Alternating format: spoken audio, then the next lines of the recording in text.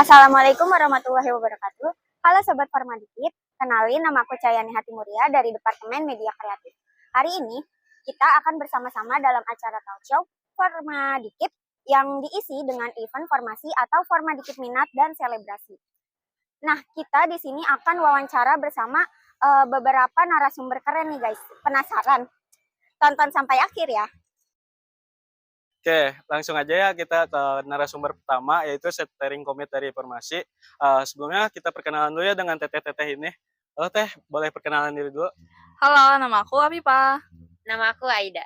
Oke, kita lanjut ke pertanyaannya ya. Yang pertama, apa sih latar belakang kegiatan Formasi ini? Latar belakang yang pertama itu kita itu formasi itu untuk memperingati Disnatalis atau hari lahirnya si Formadikip ini. Dan untuk formasi ini kita kan berniat untuk mengembangkan minat dan bakat dari mahasiswa KIP kuliah itu sendiri. Oke, kita lanjut ya Teh. Yang kedua, itu kan Teteh sebagai steering committee ya.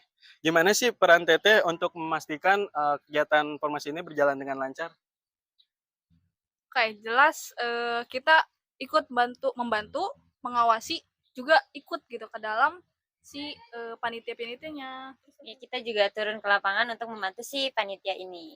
Oke, kita lanjut ya ke pertanyaan berikutnya, yaitu apa nilai utama yang ingin ditanam di kegiatan Formasi ini kepada mahasiswa KIP? Kalau dari aku kerjasama. Kalau dari aku, kita itu bisa ngembangin kepercayaan diri kita dan emang kita tuh bisa ngasah kemampuan kita lewat kegiatan formasi ini. Oke, pertanyaan selanjutnya ya, apa harapan untuk Formasi ke depannya? Dari aku sih semoga makin sukses aja. Makin sukses, terus juga peserta yang makin banyak, juga ada lomba-lomba yang baru gitu yang bisa ngembangin bakat dan minat dari si mahasiswa Formadikip. Oke, pertanyaan terakhir nih ya, kan kemarin kan sempat ada kegiatan Formasi juga ya, perbedaan Formasi tahun kemarin dengan Formasi tahun ini apa ya Teh?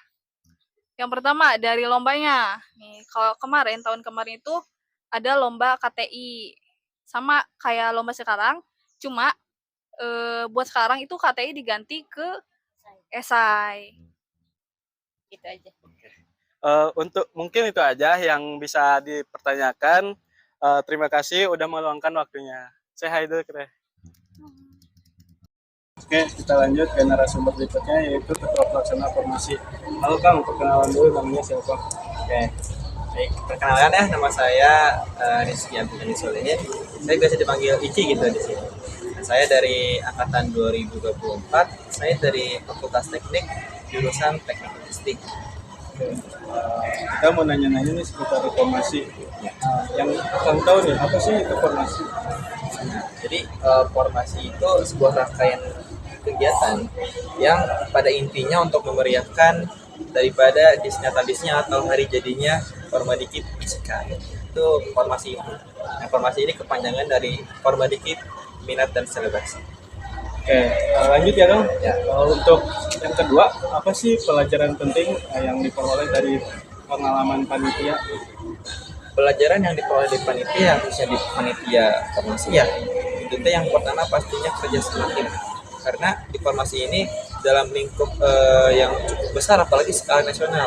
Karena di formasi ke sekarang ini yang ke-9 itu ada lomba poster, lomba esai yang berskala nasional gitu, dan juga ada lomba debat, ada juga lomba futsal. Nah, jadi selain mengasah keterampilan kerja sama tim, kita juga dituntut untuk lebih kreatif dalam berinovasi, mengusung tema yang menarik sehingga masyarakat atau teman-teman yang di luar sana itu dapat berpartisipasi dalam rangkaian kegiatan formasi ini untuk memeriahkan daripada Disnatalis ini.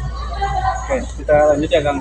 Untuk pertanyaan selanjutnya itu, apa sih tantangan terbesar untuk menghadapi kegiatan Formasi ini, apalagi akan sebagai ketua pelaksana? Oke, mungkin tantangan terbesar ya. Baik, saya kira tantangan terbesar yang saya alami saat ini yang pertama adalah bagaimana cara kita supaya orang-orang itu tahu bahwa kita ada kegiatan perlombaan.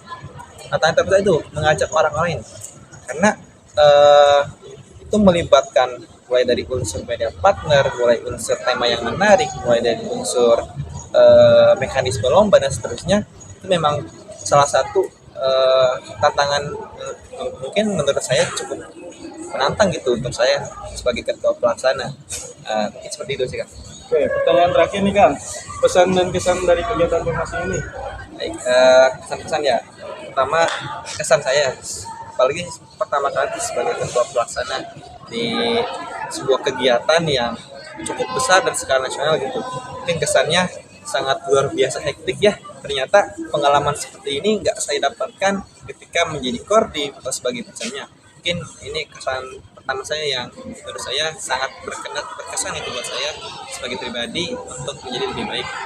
Pertama, yang kedua mungkin pesan saya untuk formasi ya tahun ke depan gitu untuk teman-teman yang lain juga, mungkin pesan saya di kegiatan selanjutnya mengenai panpel itu harus dilihat rekam jejaknya beda dulu masing-masing panpel sebelum memang officially masuk ke dalam panpel formasi. Mungkin pesan saya juga selain itu, saya mengucapkan terima kasih banyak ya kepada mungkin nanti teman-teman formasi panitia yang menonton. Saya ucapkan terima kasih banyak atas partisipasinya dalam menyelenggarakan daripada Digitalis Perpergi ke-9. Saya ucapkan terima kasih. Oke, cukup sih dari saya. Baik Kang, terima kasih atas waktunya udah mau diwawancara. Ya, sama-sama. Narasumber selanjutnya yaitu panitia pelaksana dari formasi. Sebelumnya kita perkenalan diri dulu dengan tetehnya, divisi apa? Oke, teh. Aku kenalin, nama aku Putri dari Book Office sebagai bendahara pelaksana. Oke, kita lanjut ya ke pertanyaannya. Apa saja sih ya, hal yang menarik untuk menjadi panitia formasi ini?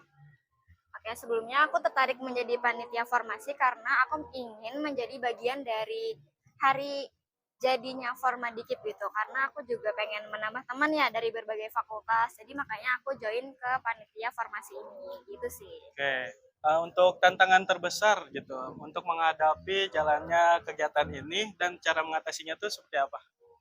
Oke, sekarang kan aku posisinya lagi magang ya. Dan magangnya itu kayak nggak bisa izin gitu. Jadi kan magangnya Senin sampai Jumat. Nah, terus untungnya formasi ini kegiatannya dari Sabtu atau enggak Minggu aja. Paling tantangannya tuh di bagi waktu sih antara untuk ngerjain prokeran atau enggak tugas dari magang. Mungkin gitu aja sih. Nah, kalau solusinya ya pinter-pinter kita gitu. Kalau misalkan udah jam istirahat untuk magang, kita fokus ke prokeran formasi kayak gitu. Oke, selanjutnya kita mau bertanya, menurut Teteh nih ya, Ya, kesan yang selama kegiatan ini tuh seperti apa? oh, kesan dan pesan. Apa kesan aja? Kesannya aja gitu. Pesannya aja. Aku seneng sih menjadi bagian salah satu dari panitia formasi karena menurut aku teman-temannya tuh seru banget dan mereka tuh enak untuk diajak bekerja sama. Jadi aku bisa nambah teman dari berbagai fakultas kayak gitu. Oke, pertanyaan terakhir nih ya Teh. Iya, boleh. Pesan atau harapan gitu untuk Ya. kegiatan formasi yang akan datang. Harapan aku semoga di tahun depan panitia formasi ini lebih banyak lagi yang daftar, terutama laki-laki ya, karena kan ada berbagai perlombaan nih teman-teman, pastinya seru banget kegiatannya. Untuk kalian jangan lupa daftar untuk formasi tahun depan.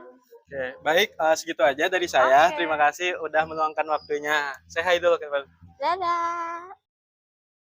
Oke, selanjutnya kita bertemu nih narasumber pemenang lomba futsal. Boleh perkenalan namanya, Akang? Oke, baik. Kenalin, nama saya Muhammad Jakal Hakim dari Ekonomi Prodi Akuntansi, Angkatan berapa nih, Kak? angkatan 21. Oh, angkatan 21 nih, Ya. guys. Oke, aku mau nanya nih, Kang, pertama. Apa sih perasaan Akang setelah diumumin juara hari ini?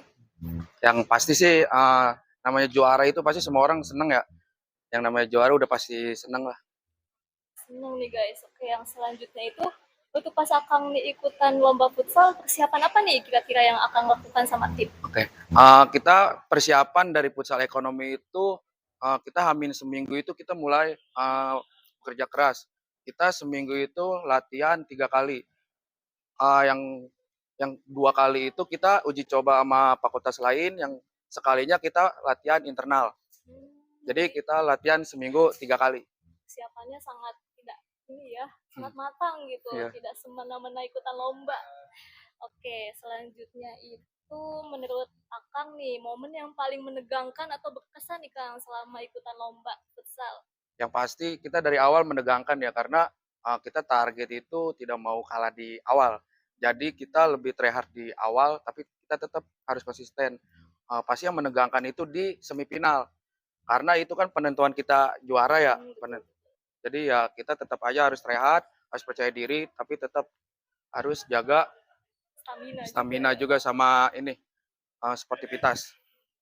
Oke, yang terakhir nih Kang, kalau misalkan ada lomba keolahragaan yang lain nih dari Permadikip, apakah akan ikut?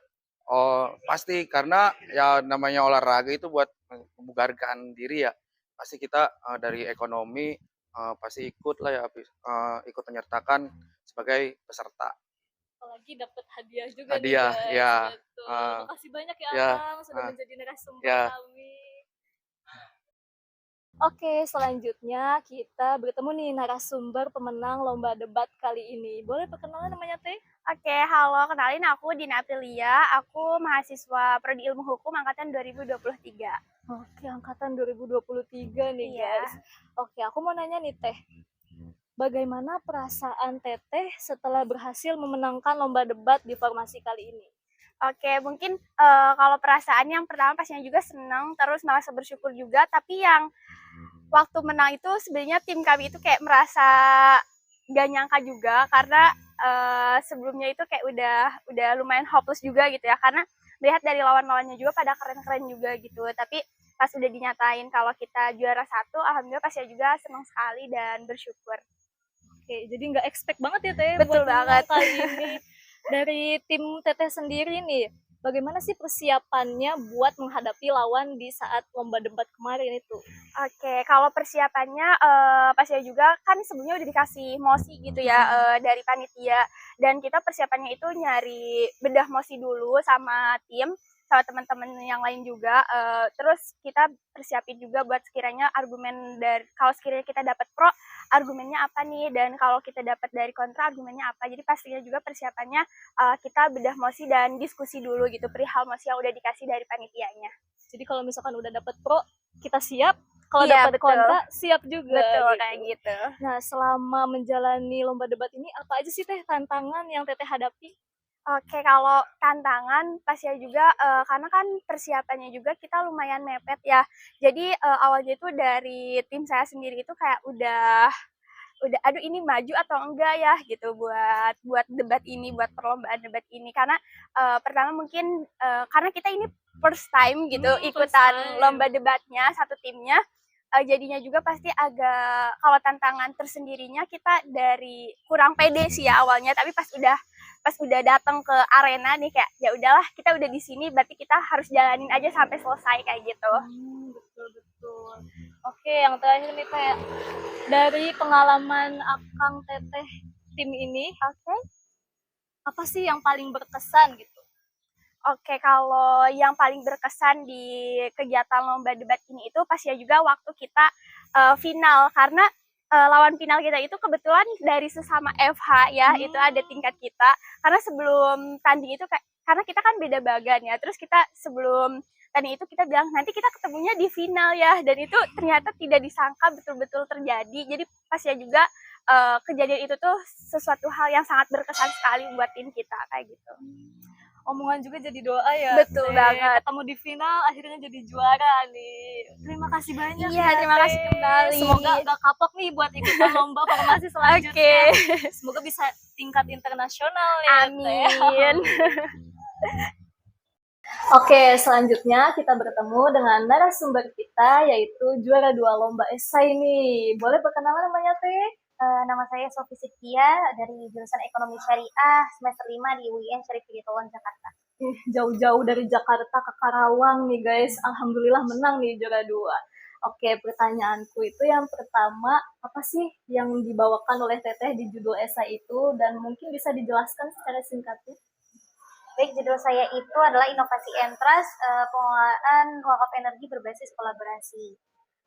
Terkait itu yaitu permasalahan di Indonesia ini masih banyaknya sampah yang menumpuk dan belum terkelola dengan baik. Oleh karena itu saya ingin mengintegrasikan pengelolaan sampah ke wakaf energi berkelanjutan sesuai dengan visi Indonesia sendiri, yaitu memajukan civitas akademika untuk energi terbarukan. Ini mendukung banget nih untuk generasi cerdas ya Teh 2045. Dan selanjutnya itu ada gak sih Teh tantangan saat bikin esai itu? Tantangannya itu harus mencari data yang relevan, terus datanya trendy, dan kita harus nggak boleh langsung mengambil dari jurnal ataupun datanya langsung, harus kita parafrase dulu seperti itu. Itu yang Jadi paling utama. begitu. Itu juga sekaligus tips ya Teh buat Iya, kita tips. buat bikin esai. Menurut Teteh, lomba esai ini ada manfaatnya nggak nih Teh buat Teteh? Manfaatnya pertama kita jadi tahu kepenulisannya itu kayak gimana untuk skripsi nanti. Terus kita bisa ini juga awal mula menjadi data analis atau Iya betul. untuk riset seperti itu.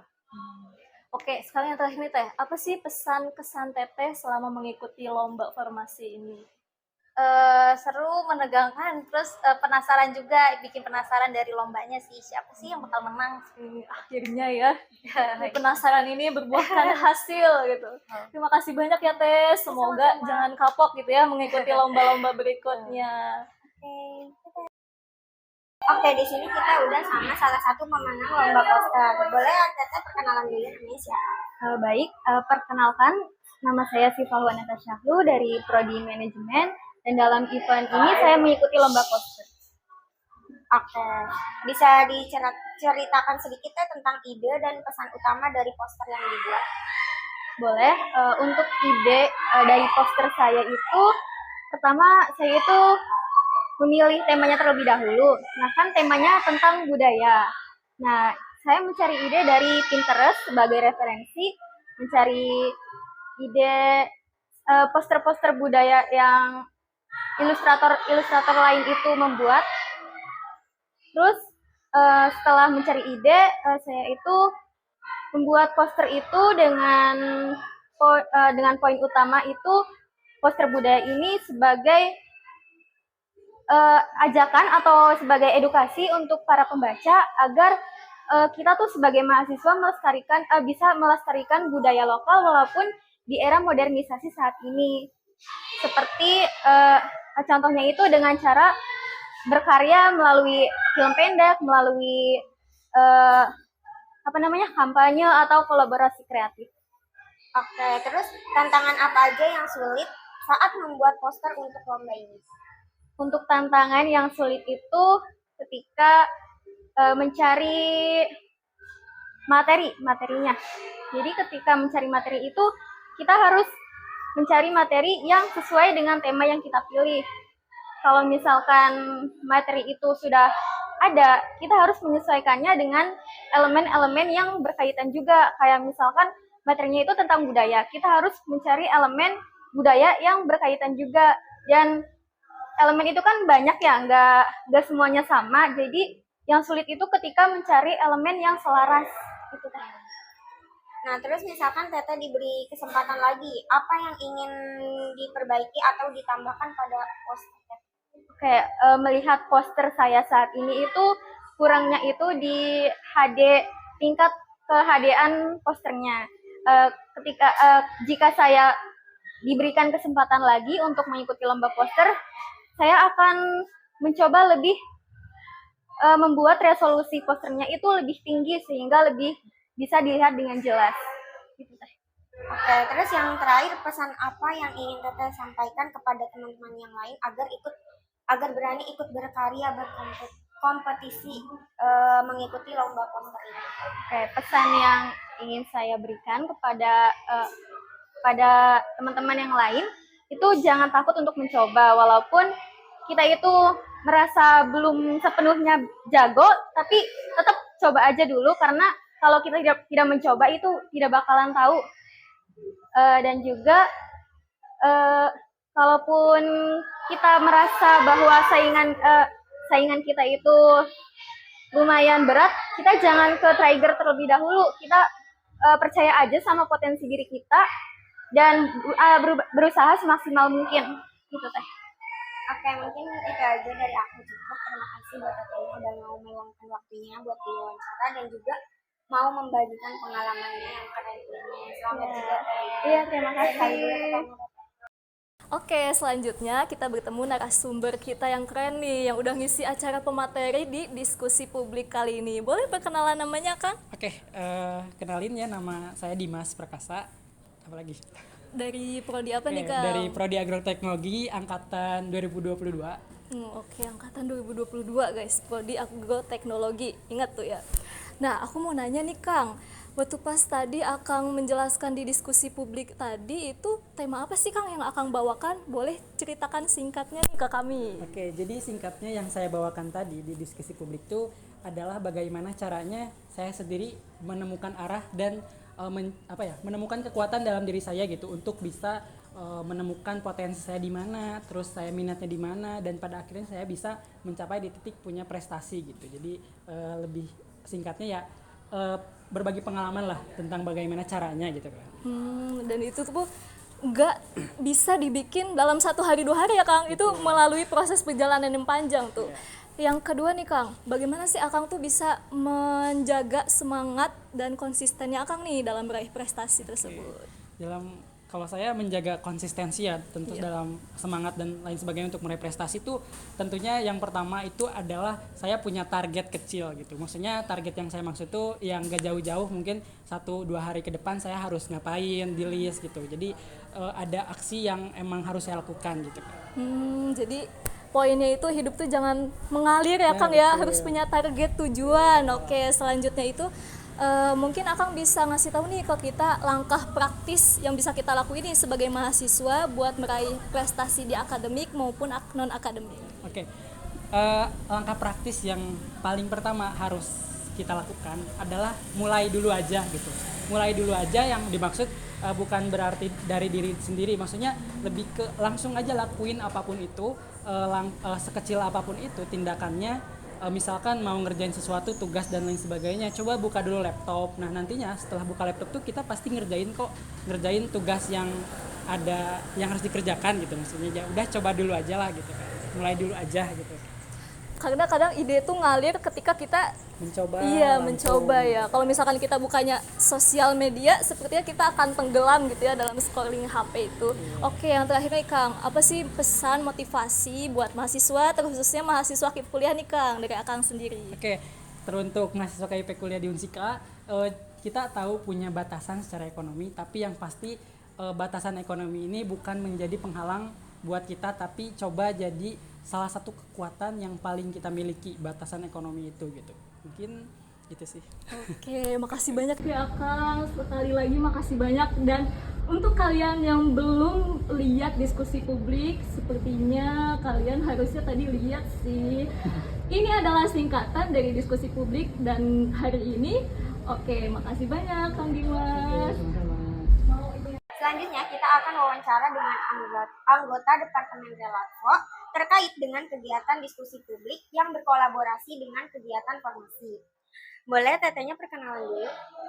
Oke, perkenalkan nama saya ya, Iis Maisuro, selaku anggota tim Relatvo yang bertugasnya untuk menjaga pemateri atau menjadi LO gitu. Oke, baik. Aku mau nanya nih, apa peran utama yang dijalankan dalam menyukseskan kegiatan diskusi publik ini? Oke, karena saya jadi LO ya, jadi mungkin peran utamanya itu adalah komunikasi gitu Teh. Jadi kalau misalkan kita komunikasinya enak dengan pemateri, pasti diskusi ini tuh berjalan dengan lancar karena peran utama atau inti dari diskusi publik ini kan pematerinya gitu Teh. Jadi komunikasinya aja. Oke, baik. Terus tantangan terbesar apa yang dihadapi tim Relatvo dalam persiapan diskusi publik ini? Sepertinya tantangan itu banyak sekali ya Teh, terutama dalam berkoordinasi. Jadi tim Relatvo itu membagi PJ-PJ Teh. Jadi proker ini kan PJ-nya bukan kita semua, jadi cuma beberapa doang dari tim Relatvo. Jadi mungkin hambatannya ya komunikasinya yang kurang, terus juga koordinasinya yang kurang, terus juga kerjasamanya kadang kita tuh saling mengandalkan gitu Teh. Nah, terus gimana sih diskusi publik ini bisa memberikan dampak positif bagi mahasiswa penerima KIP kuliah. Nah, itu. Diskusi publik ini kan temanya itu meraih prestasi, membangun negeri kan, meraih prestasi gitu. Nah, bagaimana sih dampaknya untuk ke masa depan, ke anak-anak gitu kan? Kita kan menyajikan tema atau materi tentang bagaimana kita caranya berprestasi. Pastikan si anak-anak juga menambah ilmunya. Pastikan anak-anak juga menerima ilmunya dengan lapang dada, dengan memang bisa berprogres lah gitu untuk kedepannya. Nah, yang terakhir, apa harapan kedepannya untuk program diskusi publik agar semakin berkembang dan memberi ruang lebih luas lagi bagi mahasiswa? Oke, karena diskusi publik ini pertama kali ya diadakannya dalam 1 tahun ini, kayak dulu itu belum pernah diadakannya diskusi publik ini.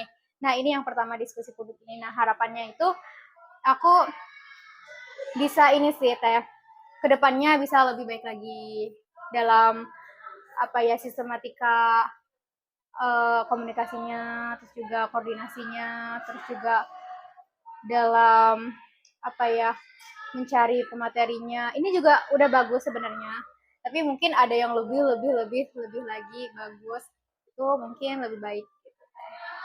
Mungkin itu aja dari aku. Terima kasih buat Tetenya udah mau meluangkan waktunya buat membagikan pengalamannya.